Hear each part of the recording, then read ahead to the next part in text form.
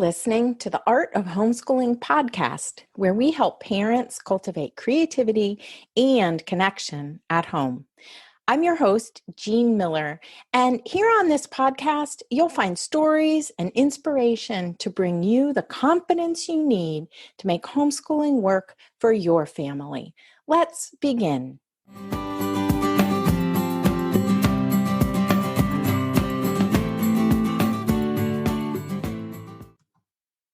Hello, and welcome to episode 102 here on the Art of Homeschooling podcast. And today I'm having a conversation with my dear friend, Allison Manser. Hi, Allison. Hi, Jean. And we are talking all about the book Hearth. So welcome to this episode. Join us at the book Hearth. Today, we want to talk about how this idea for the book Hearth has evolved. And if you don't know, the book Hearth is a type of approach to sharing books with your children. And Allison and I have, for a number of years, taught workshops at the Taproot Teacher Training. And that's where we've developed and honed this approach.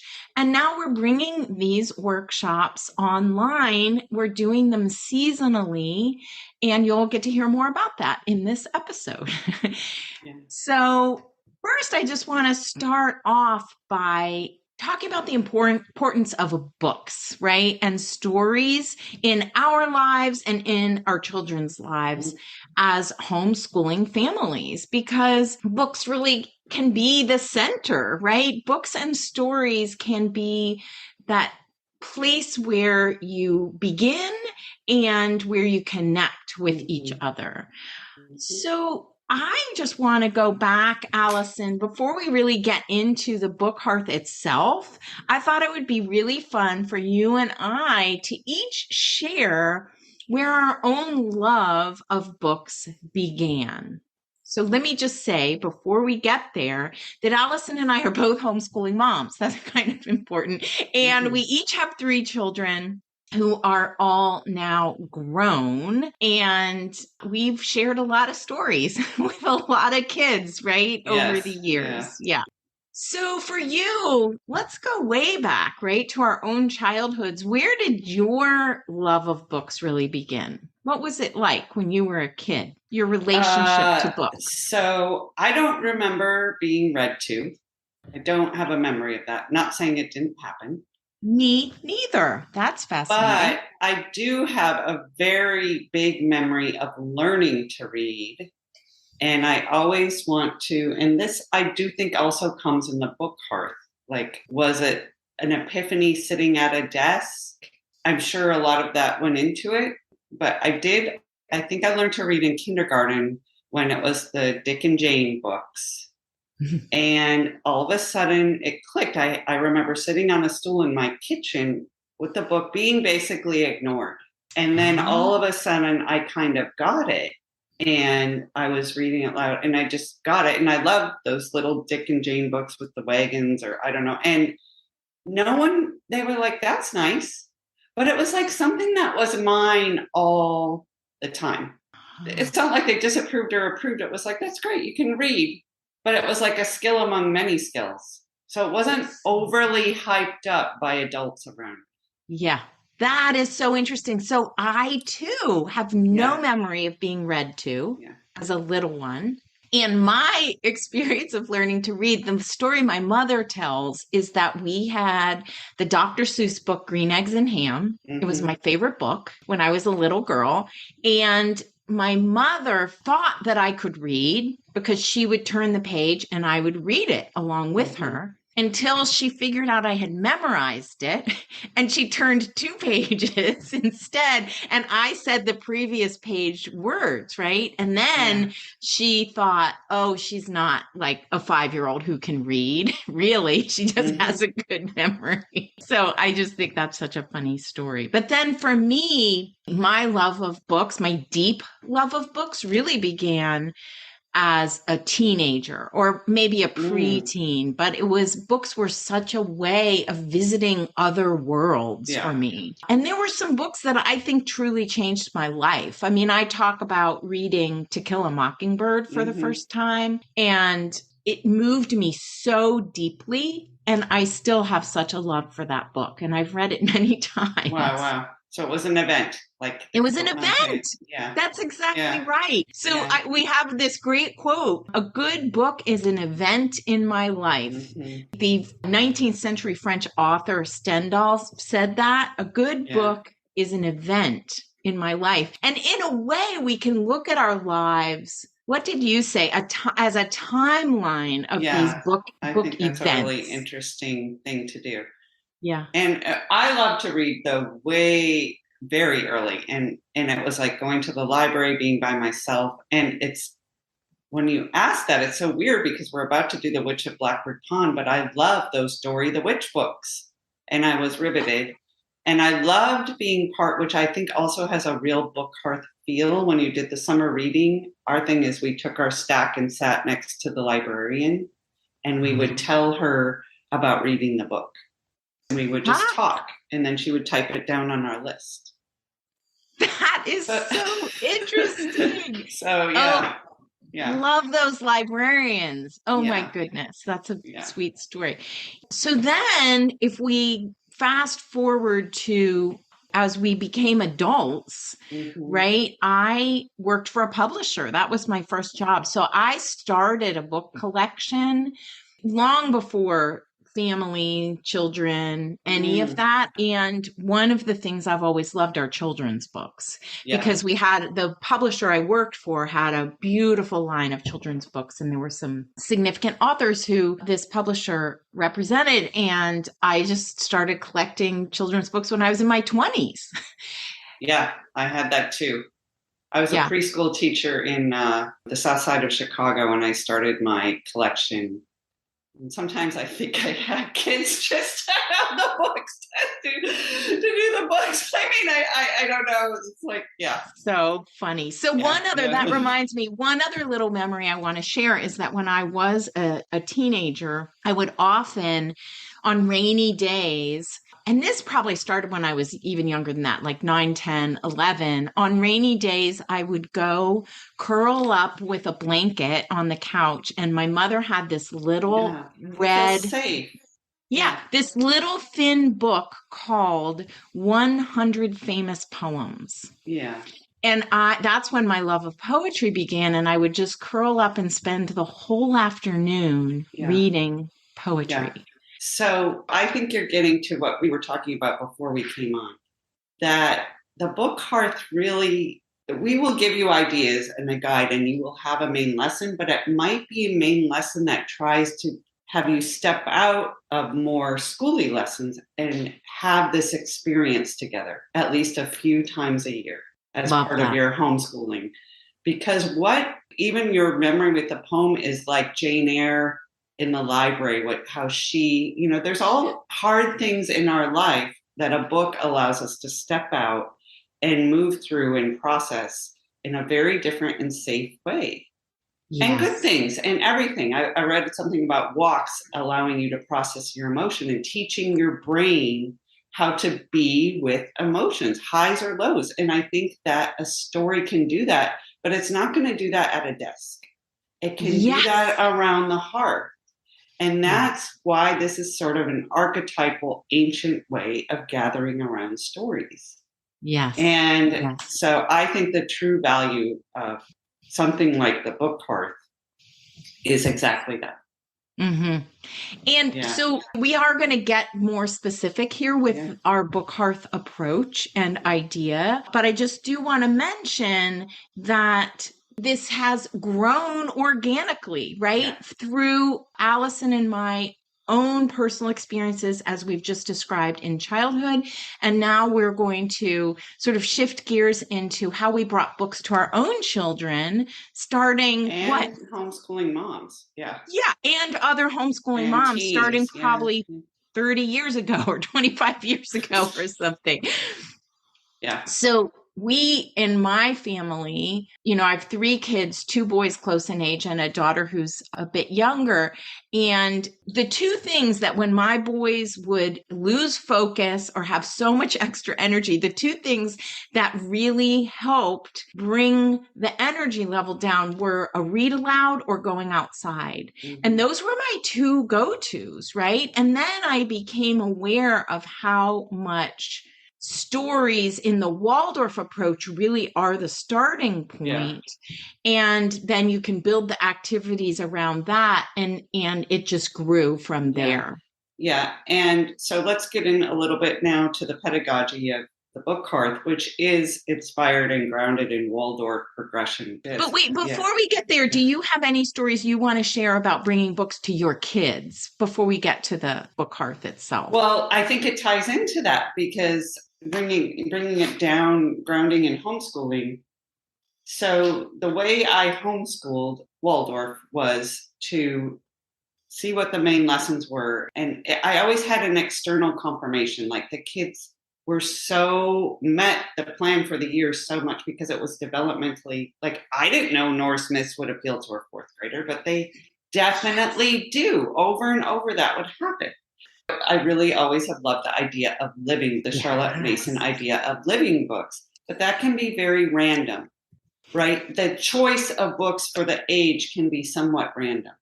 Like we're going to do this and that. And I just love that within this developmental progression and looking for living books that fit that.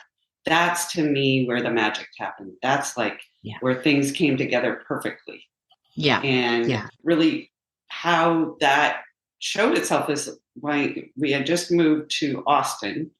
My youngest son was in 5th grade. Things were a little chaotic. And I started just reading The Secret Garden. And James is like, I want to grow things. I want to buy plants. Where can we put plants? I'm like, what's happening? But he was completely obsessed with plants and just fascinated. And it was such a confirmation of how the book and the developmental stage come together in this very living way without abstracting it. Yes. And then, so before we get to the pedagogy, I want to give a description of the book Hearth, but also talk about how both of our experiences homeschooling brought this piece to the development of the book Hearth, that is how to bring blocks to multiple ages. Yes. Because in homeschooling, so often, especially if you look at a particular approach like the Waldorf approach, or even Charlotte Mason, or any other approach you might be inspired by, when we look at those, they're very grade level specific. Yeah. And for those of us who have more than one child, it is often, I mean, for me, it's one of the most often questions I'm asked is, well, how do I bring this curriculum or approach to multiple ages?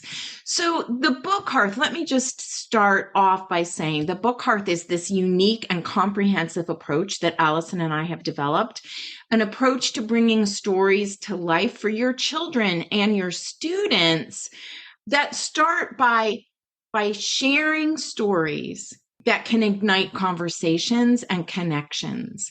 And I want to say that this comes out in other aspects of your life and faith or whatever. It's like you can't give what you don't have.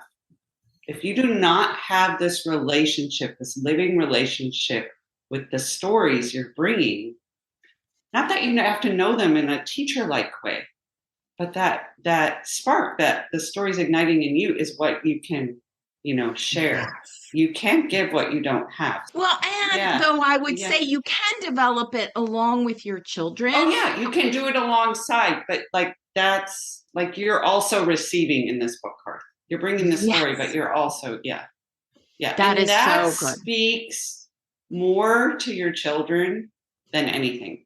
We were saying, how is this skill building? Yeah. That models that this is important to you, that this is worth, our time. So that's why good. Often when I teach older students, like I'm doing right now, I'll sometimes read along and discover the story with them. Because then it's working on them the same way it's working on, me. And Yeah. And when parents ask me how do I choose the book, so often what I will say is you want to choose stories or books that light you up, right? Yeah. You do need to have a sense that this is speaking to you in a deeper way because that's what stories can do, right? Yeah. Stories from the beginning of time Right. have really helped us to go deeper as human beings and connect with each other Yeah. in deeper ways. So I would Yeah. say one of the most important, if we're going to talk skills, right? Yeah. If you look at skills on the surface in those grades 1 through 4, we're looking at literacy skills, right? Mm. Developing writing and reading and that kind of thing. And then in the older grades, 5 through 8, we're going even deeper into writing and other literacy skills and making connections with history and all kinds of other Right. topics.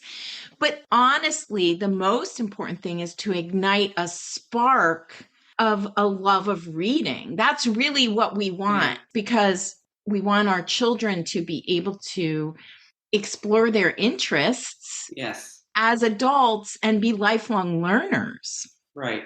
I think the book hearth is a place, and we'll give suggestions in the guide to bring appropriate level experiences or reflections that can meet your child where they are with their mechanics, right? But their mechanics are never exactly where they are. In fact, usually where they are in their head, heart, and hands is well beyond their mechanical progression that you're going for Yes. very slowly.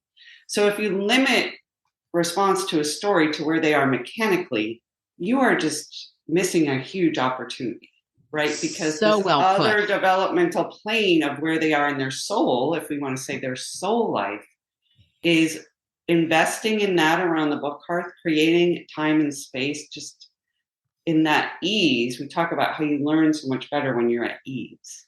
You're not Yes. performance. That investment will pay off exponentially when they're older and you're ready for them to write something or do something that's demands more of them, both in Mm-hmm. thinking and heart, and they have something to say, they have something to write, which is a great motivator. It is such a Yeah, they're great not motivator. staring at the blank page. And Yeah. so you think you're not building skills maybe, but you really, really are, by Yes. developing an ease and an adeptness of talking about books, talking about the soul content of the story, Mm-hmm. and Mm-hmm. then taking that out of the mechanics and giving that space to flourish till the mechanics catch up to that. And the stories we can choose based on where the child is developmentally, while Yeah. at the same time then developing the skills starting wherever they are, right? Yeah. So wherever you just observe your child and Yeah. wherever they are with the skills, those are the skills that you're working on. But the depth of working with stories in this Yeah. way that we're going to describe Yeah. is really building the strongest foundation you can for not only Yeah. lifelong learning, but also a real connection to stories and to self, right? Yeah. It's So a let's get part. into that. Those are the first 2 points. Let's maybe even think about that approaching a story with this idea that you are entering an age-old way of working with stories. Like, Yes. yeah, and we talk about that in the guide a little bit. We introduce story that way. Yeah. So before we get to the methodology, I just Yeah. want to make things a little concrete here is Okay. that Allison and I are going to be offering online workshops seasonally that are book hearth workshops. Each season, we will choose a book for grades 1 or 2 through 4 and a book for grades 5 through 8 and offer these workshops for parents online where we'll come together on Zoom and have some great conversation and hands-on experiences around a particular book that we've chosen. And you'll get a guide, a book hearth guide that really can be used as a main lesson block for a month or however long you want to do it Mm-hmm. for multiple ages in your family. You And can a use jumping it. off point. Yeah. Yes, you can use it as is or as a jumping off point or as a model to create Yeah. your own blocks Yeah. around a Yeah. single book.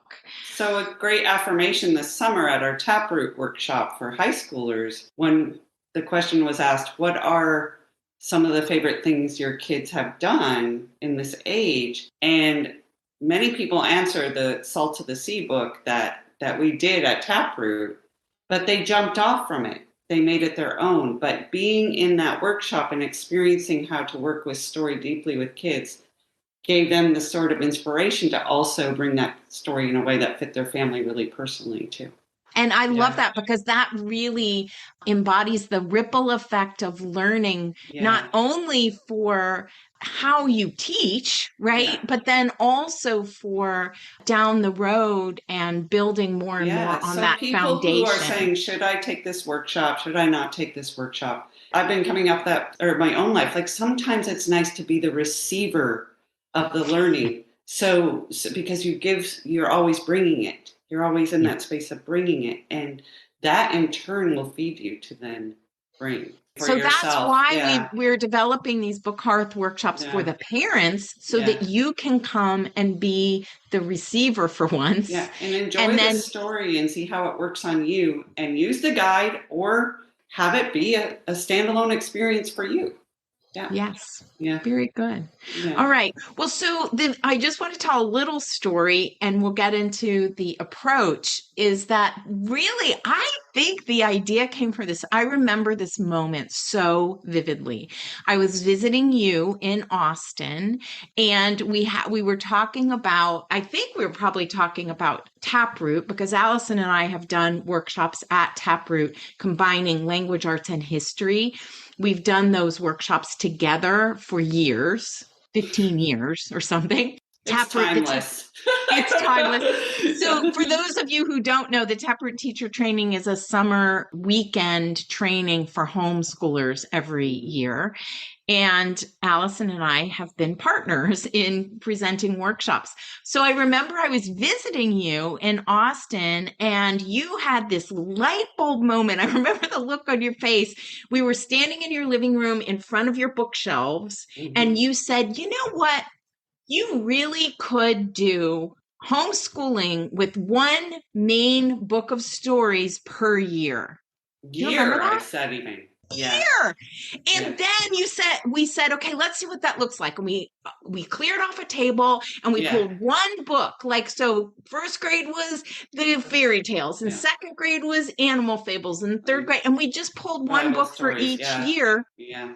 And we were going for that. And I think as we got older, we might have snuck in two. I know. You're right. Yeah. And so don't take it literally, but it was the seed. That was the seed, I think, for creating these Book Hearth workshops, where we really were going for that. Those deep, not wide. Yeah, deep, not wide, but also what is referred to often in the Waldorf approach as the soul stories. The stories that's it. Yes. That deeply meet a child where they are in their development as a human being. Yes. Yeah. Yeah. So that was a fun moment. So here we are. Let's talk about our approach that we've created that has become the Book Hearth.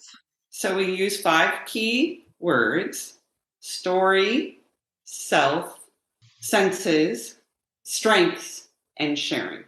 And just to kind of instill that simplicity in your mind about what to hone in on as you bring the story. And we pretty much talked about the story and self already. That story and gathering around as a community around story has been a way that generations, multiple generations at one time, multiple ages, multiple grades, gather and take what is theirs to take at that time from that story. And things are passed on through that story. I would just describe that as these deeply felt, heart-centered connections. Yes. We're making connections to the story, and we're making connections to each other and to ourselves. Yeah. Mm-hmm. And that, I believe, was Steiner's intention with Waldorf education, to foster a whole human being. That the education, that's the purpose of education, right? We have the mechanical skills, we have the subjects, we know that. We're not dismissing that at all. But can we at least step out, even if the Book Hearth is in the evenings or something, to take that time, to honor that time? I wrote down in my notes, the self part is Steiner advocates going from the whole to the parts. So when we present an experience, say Witch of Blackbird Pond, Puritan New England, early American history, we can present lots of facts about that. We can present lots of information about that, but it's abstracted from the reality of that. And we know that historical fiction is an interpretation of that. Right. We weren't exactly that. But it can give your student experience of the wholeness of being in that world that they couldn't have by, a textbook delivery of that subject. Right. And then Right. when you emphasize certain themes and aspects of that, it really brings it to life. And that's what story does in first grade. That's a wholeness of human experience that really can only come through either you experiencing it personally or reading it in a story and making that connection there, like you said. That's beautiful. And so it really is about self-development where stories can bring insights, they can bring questions, and introspection. Okay, so we've done the first two anchor points of story and Senses. self. Do you want to talk about senses?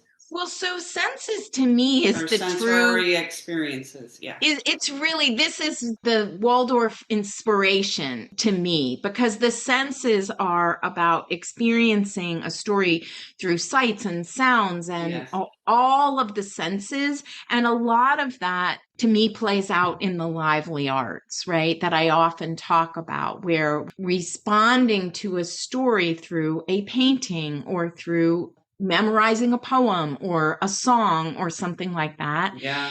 And so the senses really ground us and feed that head, heart, and hands. Yeah, and it's a healing modality because you're integrating. Yes. Yeah.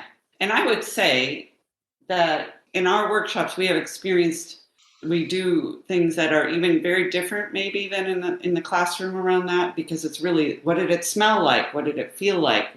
Can we kind of touch into the experience the characters are having in the book, but in a very non-activity kind of way.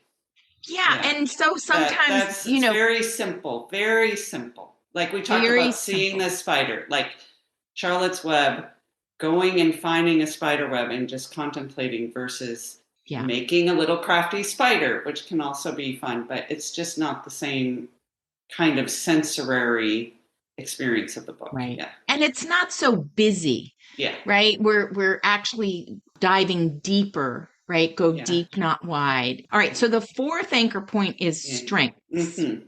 And to me, this is about finding and developing our own strengths, like each child, right? Each person in the family, finding and developing our strengths. And we can often do that by really getting involved in a story and seeing how the characters in the story live their lives.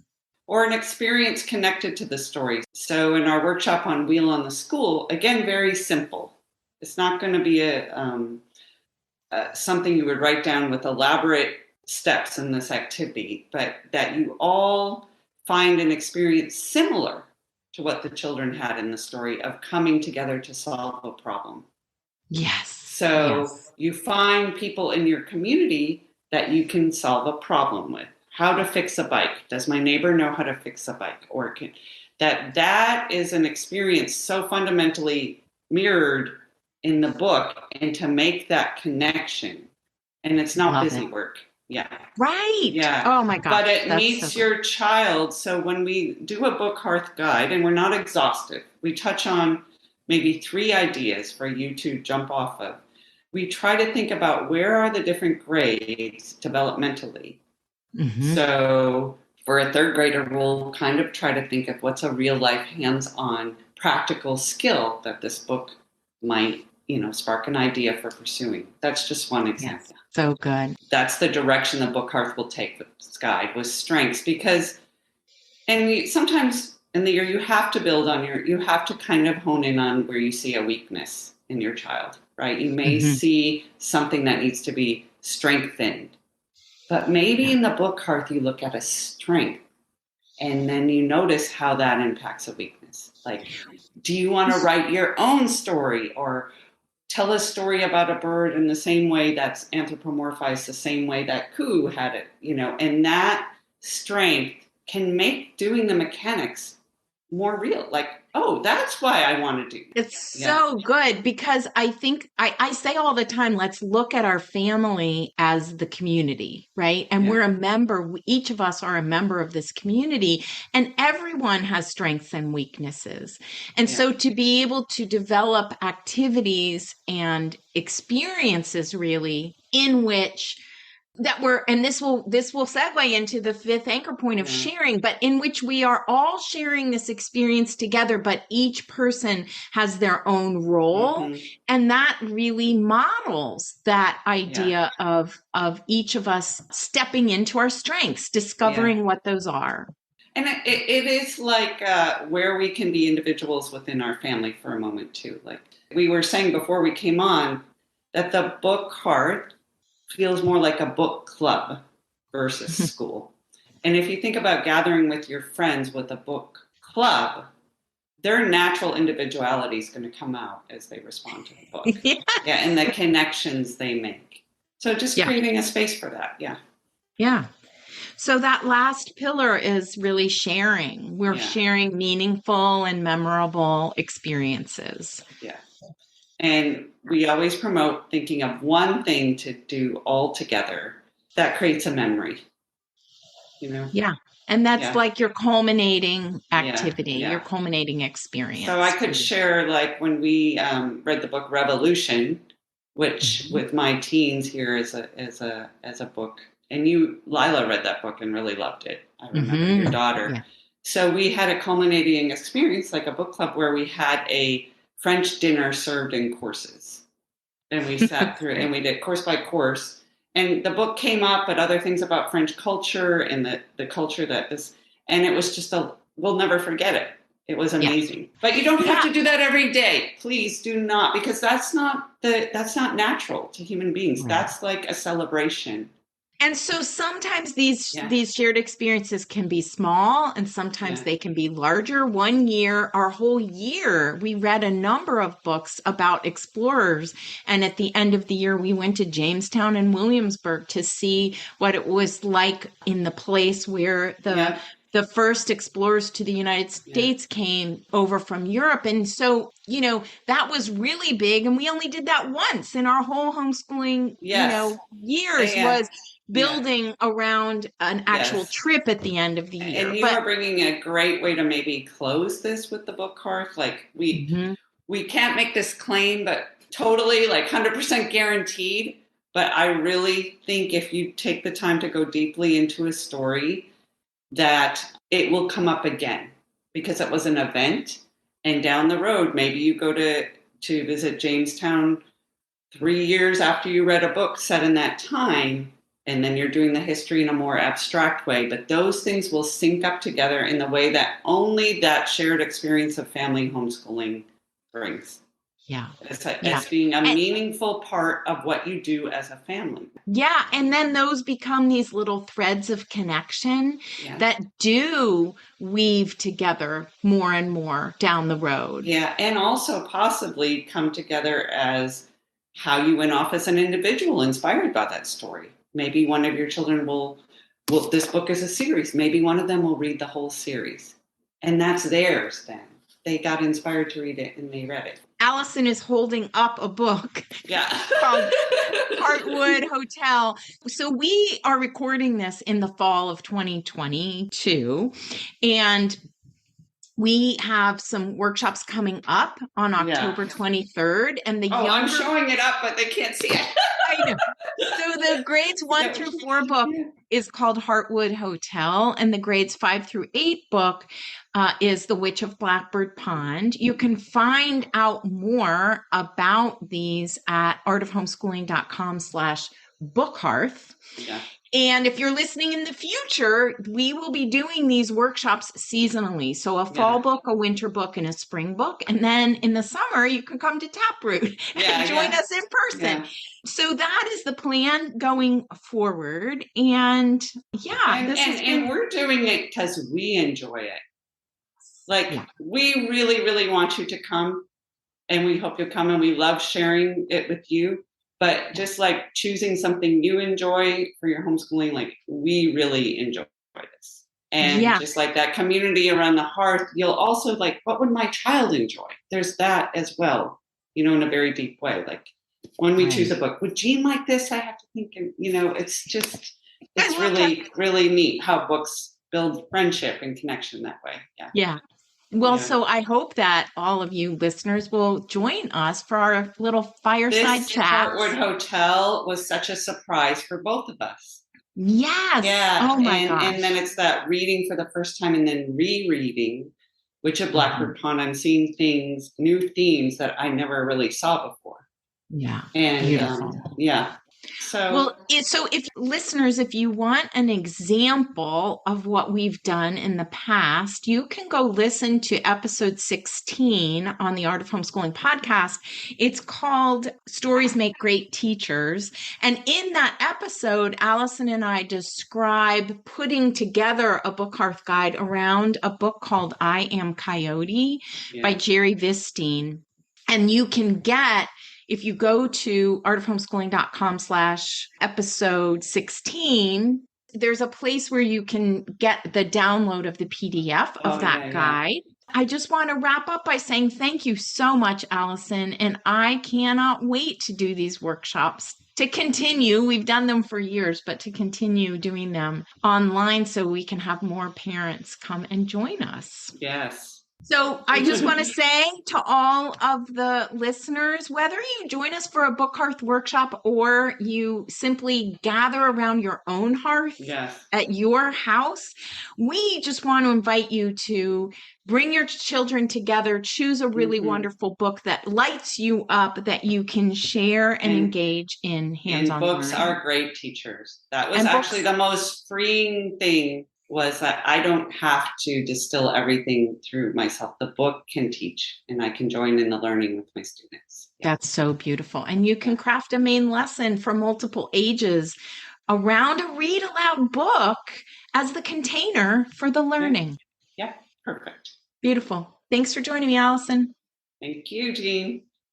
That's all for today, my friend. But here's what I want you to remember. Rather than perfection, let's focus on connection. Thanks so much for listening, and I'll see you on the next episode of the Art of Homeschooling podcast.